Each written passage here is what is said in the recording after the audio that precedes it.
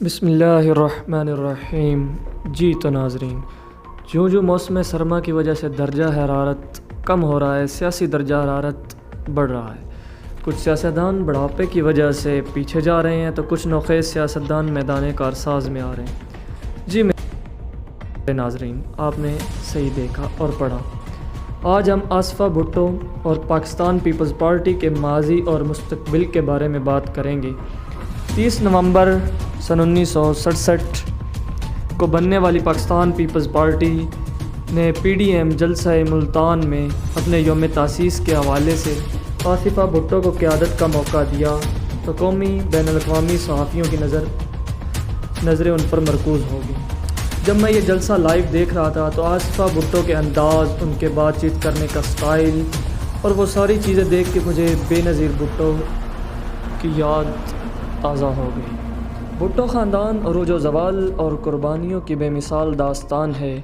یہ وہ نام ہے جس کی پھانسی پہ لوگوں نے خود کو جلایا، ذوالفقار علی بھٹو۔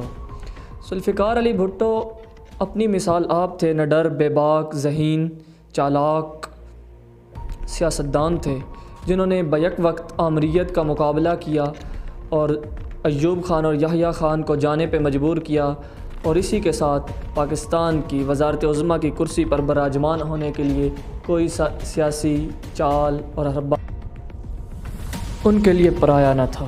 سیاست تو جیسے ان کے گھر کی لونڈی ہو۔ اور اب دیکھنا یہ ہے کہ کیا یہ پاکستان پیپلز پارٹی نظریہ ضرورت اور مجبوری کے تحت کر رہی ہے یا سوچی سمجھی چال کے تحت آصفہ بھٹو کو میدان میں بے نظیر بھٹو کا ثانی اور ان کا ثانی اور جانشین بنا کر پیش کر رہی، کیونکہ بلاول بھٹو کی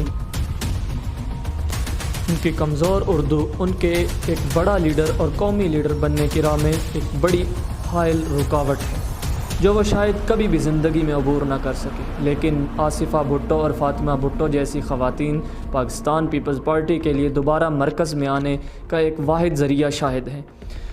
میری مطابق اور میرے انالیسز اور تجزیہ کے مطابق پاکستان پیپلز پارٹی کو آصفہ بھٹو کو فرنٹ پہ لانا چاہیے۔ وہ ایک اچھی جانشین ثابت ہوں گی بے نظیر بھٹو کی، کیونکہ ان میں واضح جھلک نظر آتی ہے پاکستان پیپلز پارٹی کی شہید قائد محترمہ بے نظیر بھٹو کی۔ مزید یہ کہ خواتین کا ووٹ ایک خاتون ہونے کے ناطے ان کی طرف ضرور جائے گا، اور عالمی برادری بھی ان کا خوب استقبال کرے گی۔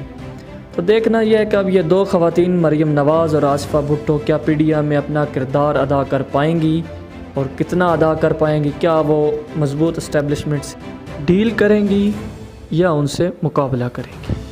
جی تو ناظرین، عمران خان سے لے کر نواز شریف تک، بچے سے لے کر بوڑھے تک، سبھی ایک شخص کے قائل ہیں اور اس کا نام ہے ذوالفقار علی بھٹو۔ اس کی سیاست اور ذہانت کی مثال اور اس کی جرت کی مثال آپ آنے والی ویڈیو میں ملاحظہ فرمائیں۔ Party to it. We will fight. We'll go back and fight. My country hearkens for me. Why should I waste my time here in the Security Council? I will not be a party to the ignominious surrender of part of my country. یہ وہ دلیرانہ نہ ڈر الفاظ تھے جو شاید ہی کوئی اس کے بعد سیکیورٹی کونسل میں سے جی ناظرین، کیا آپ کو لگتا ہے کہ سامنے نظر آنے والی نوجوان لڑکی اپنی ماں ایک مضبوط عورت کا روپ دھار سکے گی؟ اگر آپ کو ایسا لگتا ہے تو کمنٹ میں ضرور بتائیے۔ اگر آپ کو لگتا ہے کہ ایسا نہیں ہوگا تو بھی بتائیے۔ کچھ لوگ پاکستان پیپلز پارٹی سے نالاں ہیں، لیکن کچھ لوگ اسے اصل جمہوری پارٹی بھی گردانتے ہیں۔ تو میرے ناظرین، آپ کا کیا خیال ہے؟ آپ کمنٹ میں اپنی رائے کا اظہار ضرور فرمائیے۔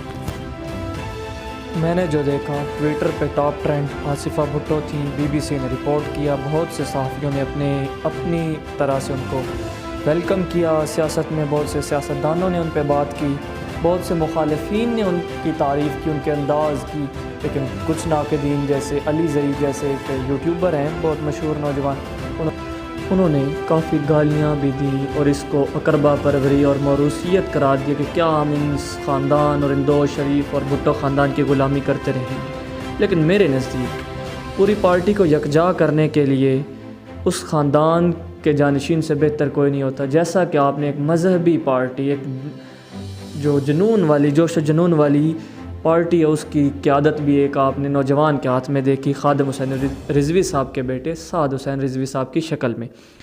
تو ایسا کہنا یہ بے جا تنقید ہوتی ہے۔ ایک دوسرے کو برداشت کرنے کا رویہ پیدا کیجئے اور ہنستے رہیے، مسکراتے رہیے۔ ہمارا چینل سبسکرائب کیجئے اینالائسس اسٹوڈیو، لائک کیجئے، شیئر کیجئے اور مزید ویڈیوز کے لیے ہمارے چینل کو دیکھتے رہیے۔